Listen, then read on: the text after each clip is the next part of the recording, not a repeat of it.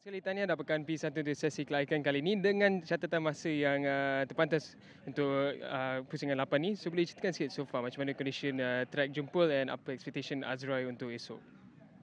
Bagi saya track Jempol ni salah satu track favourite saya lah. Dan juga tahun ni condition track dengan tarmac yang ada sekarang ni pun kira improve daripada sebelum ni. So membuatkan lap time pun boleh katakan improve lagi daripada sebelum ni lah.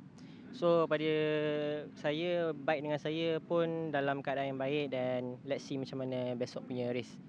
Terima kasih Azroy, good luck untuk esok. Hai para Hakimi, pertama sekali tahniah dapatkan P1 untuk sesi kelaikan hari ini. Tapi job not finish, esok kita ada shootout lagi. So apa expectation untuk shootout and apa yang Farid rasa hari ini memang berjaya dalam setup? Okay, syukur Alhamdulillah qualifying petang ni dapat P1. Sebenarnya sebelum kita keluar tadi kita ada ubah setup. Ada sedikit setup baru untuk kita on try untuk qualifying ni. And Alhamdulillah setup tu memang sangat puas hati bagi saya. Cuma ada sedikit lagi. Tapi saya tidak boleh berpuas hati dengan keputusan saya sekarang. Sebab apa? Esok kita masih ada shootout untuk menentukan grade di CP1125. Jadi saya menunggu teammate saya juga berjuang lepas ni CP125B.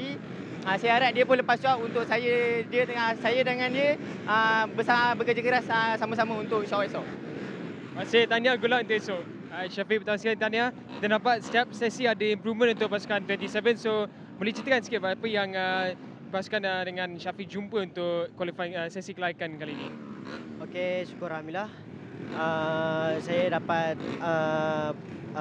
P1 untuk qualifying ni, Group A.